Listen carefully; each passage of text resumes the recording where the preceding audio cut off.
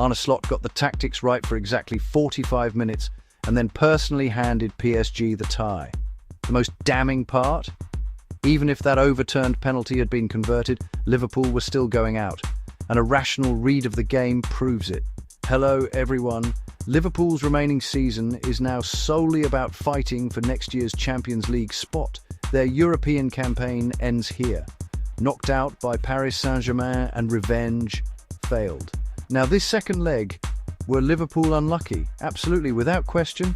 Hugo Ekitike went down injured very early in the first half, and by the sound of it, that was a serious one.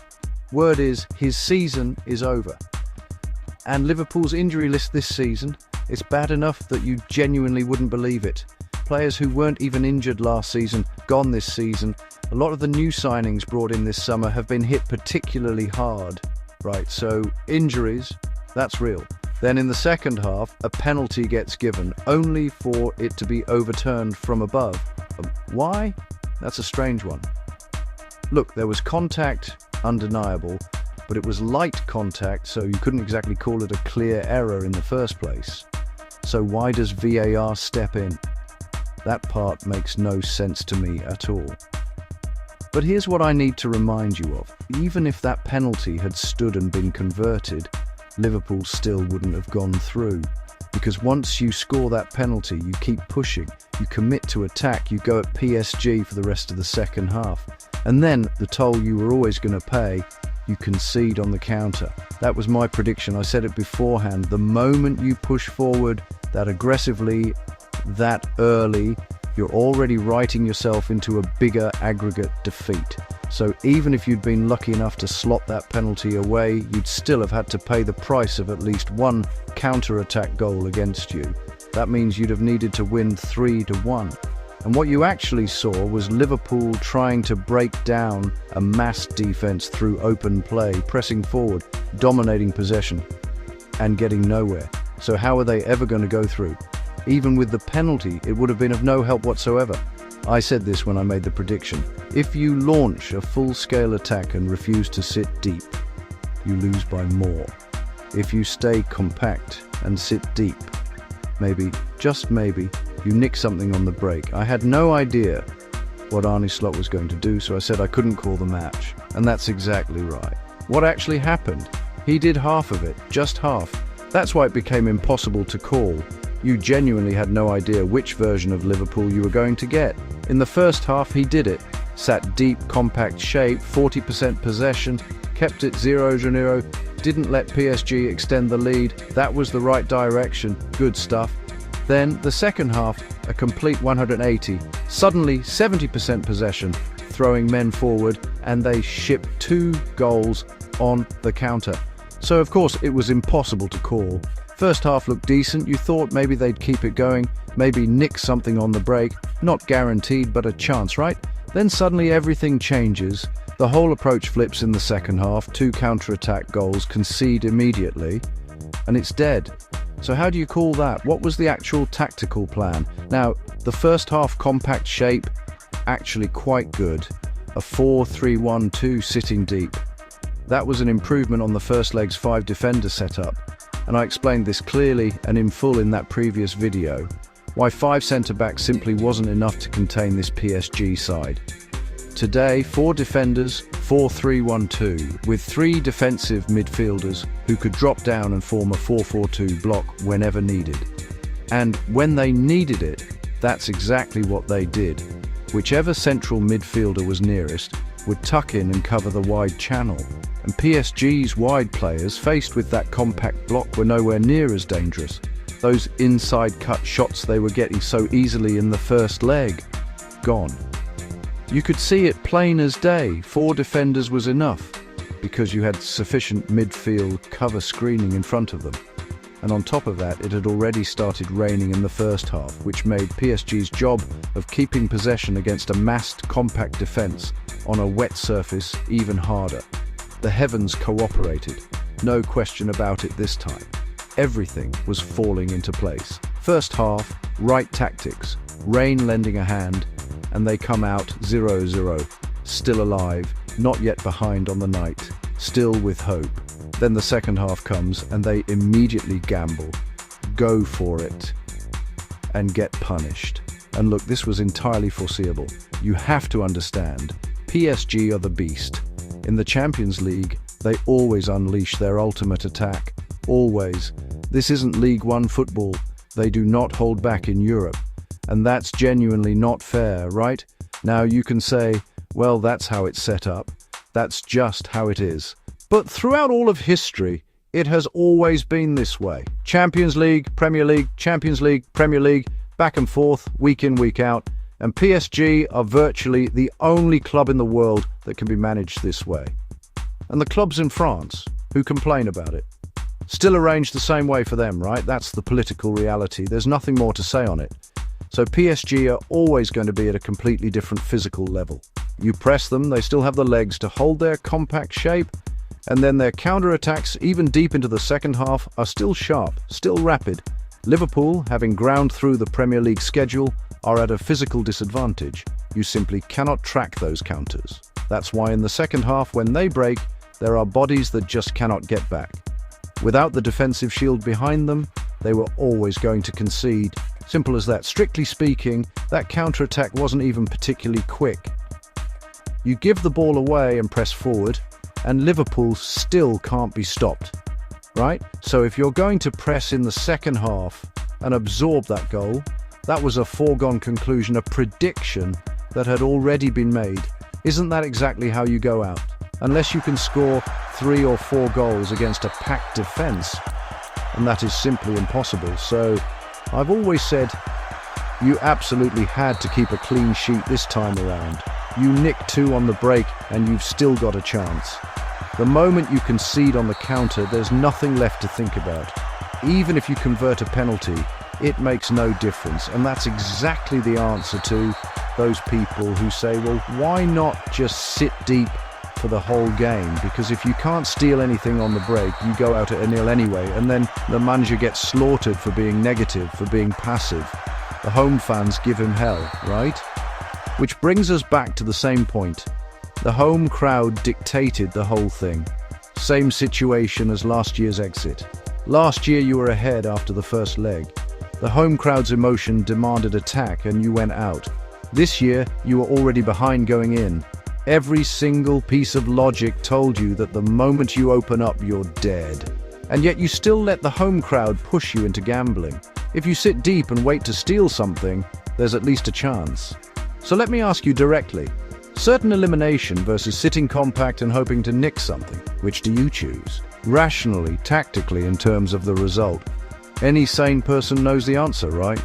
You want passion, you're guaranteed to lose.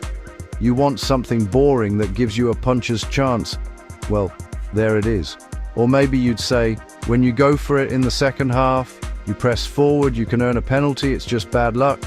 And yes, there was a spell of pressure in the second half, but if you actually score from it, then of course everything looks different.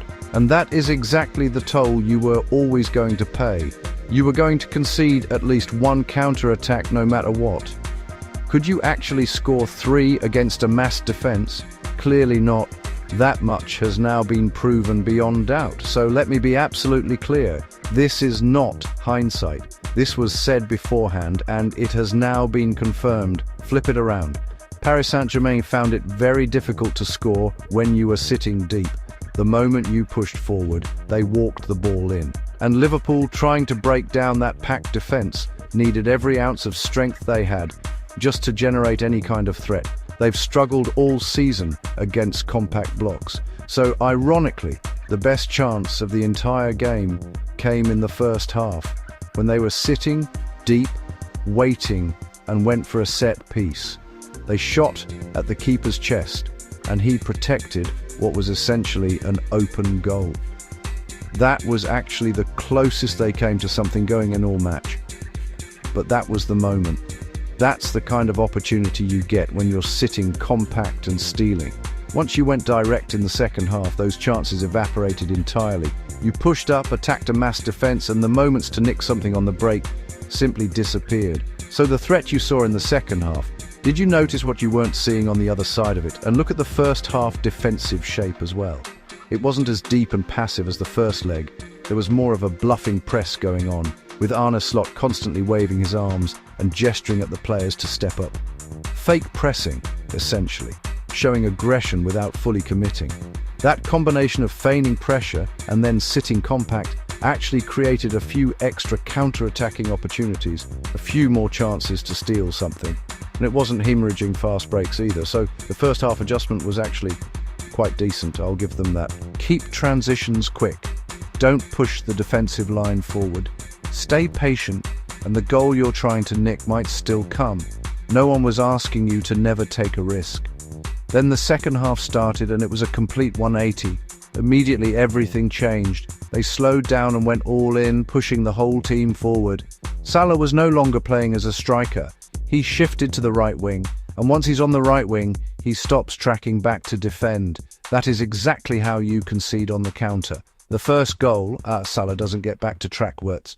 You're sitting compact, either Wirtz or Salah needs to be the one to recover. Neither gets back in time, the counter breaks through, and you're exposed in that channel.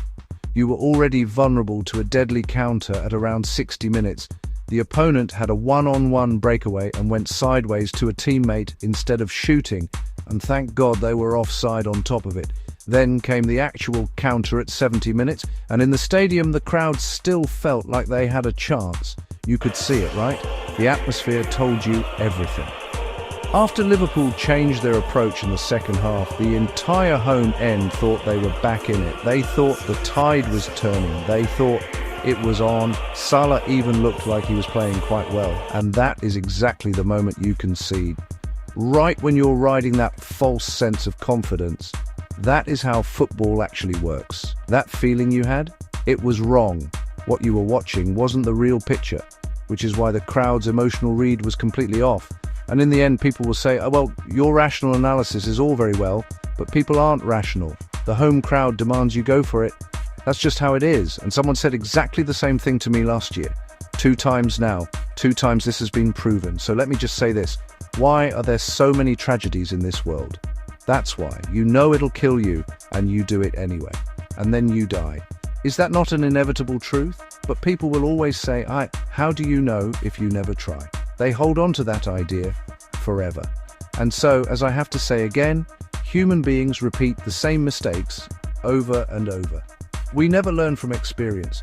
If you sit compact for the whole game and still can't nick anything, you can at least say the tactics were right and you just waited for your moment. Circumstances didn't align. The timing and conditions never came together. But what you actually did was voluntarily switch to the wrong approach and invite your own second defeat. You deserve exactly what you got. The first half proved that sitting deep could keep you in the game. Nobody was telling you to never take a risk at all. After 80 minutes, then you reassess. That's when you gamble right at the death. Wait until the very last stretch and go for it then. Because by the dying minutes, Paris's counter-attacking threat is at its weakest. That's the moment to push. Liverpool's genuine all-out second-half assault with real momentum. That spell lasted about 20 minutes, and they couldn't even sustain it to the 70-minute mark before conceding on the break. So why throw everything forward so early? Go early. You run out of legs early. Wait until the end. You still get your 20 minutes of pressure, but you're getting it when the opponent's legs are gone and their counter is at its most toothless.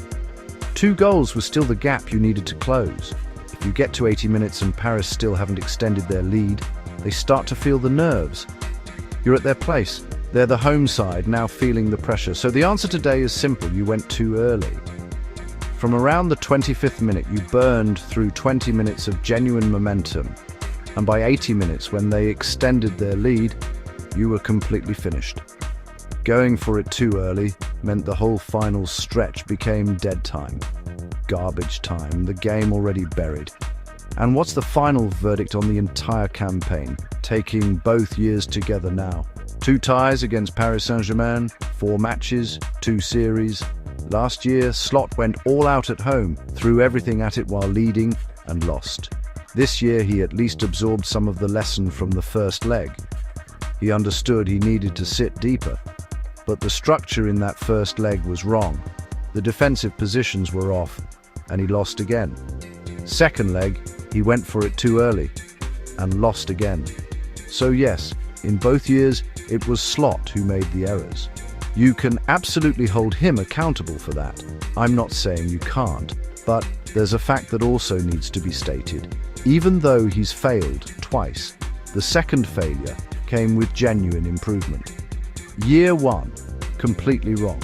Year 2, only half wrong. In Year 2's second leg, at least for the first 45 minutes, he got the tactics broadly right. He showed it was possible, he showed they could keep it tight. If he'd also used that 4-3-1-2 or 4-4-2 compact shape in the first leg, they'd have only conceded 1. And if they were only a goal down going into the second leg, he might have stayed compact longer, and stealing something in the second half or converting a penalty in extra time would have been genuinely possible. So the whole thing really comes down to the 5-defender mistake in the first leg, but the correction in the second leg, at least for a while, was a step in the right direction. And this is only his second year in charge of Liverpool. Jurgen Klopp's second year wasn't exactly spectacular either. Let's be honest about that. I'm not a Liverpool fan, so it makes no difference to me who manages Liverpool or what results they get. I have nothing to gain and nothing to lose either way. Whether Slot stays means nothing to me personally, no benefit either way. So when I say he should stay, it's based purely on how I'm running the numbers. Better to stay still than to stir things up unnecessarily. If you replace Slot and bring in Xabi Alonso, you still need to give Alonso time. Alonso managing Real Madrid and absorbing their tactical culture, that's not about tactical learning, that's about navigating the politics and relationships there, which turned into a problem. And Alonso coaching Bayer 04 Leverkusen in big finals, in knockout matches, he tended to come up short. Slot's failures are in these same big matches now. Can you guarantee Alonso will be significantly better? Alonso's big game experience is actually similarly lacking. And if things go sideways, then if it doesn't work out again, will you then be calling for his sacking too? And by that point, I'd have to say with some amusement, yes, support keeping Alonso now, because once you've burned through 300 million on the wrong appointment, you've got no good options left. You know, you're only screaming for change now because Alonso is sitting there available for you to choose. You think you've got an option, but then later you'll regret it. Alonso doesn't have enough experience. You can already see from the big knockout matches that he'd struggle. And you'll be saying he needs time too. And you won't give it to him, just as you didn't give it to Slot. Slot has at least gone through these high-stakes experiences twice now, within Liverpool, absorbing those lessons. He's learned the Premier League. He knows the Premier League, and at minimum he has a championship-winning formula to build from. If you change managers, can you be certain Alonso brings one? If you bring Alonso in mid-season, he takes this same squad. There's still no proven system in place.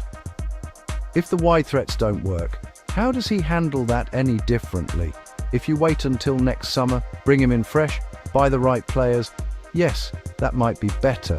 Maybe a different manager does a better job then. But is that a championship-winning formula? Hard to guarantee. I swap for Alonso, buy a 04 Leverkusen, go back to 5 at the back for me. I buy players to fit a back 5. That's just the same cycle starting again, isn't it? So what's it going to be? Are you scared? Are you scared of the risk? Yes, I'm scared of the risk. I don't want another Ruben Amorim situation on my hands. Of course, Alonso is sharper, meaning when something isn't working, he'd probably recognize it and adjust, rather than stubbornly digging in with one approach the way Amorim has done, and staying locked in that for an agonizing stretch. But Alonso, as has been said, tends to come up short in the decisive big matches at Bayer 04 Leverkusen. His experience isn't there yet, and if you do give him time, and he struggles, and he enters that dark period, he slips up badly, and then you don't give him time either, and you're calling for his head again. Where's the difference? It's not a personnel problem, it's a patience problem. The question is whether you're willing to give that patience. So why did people give Jurgen Klopp that patience in the first place?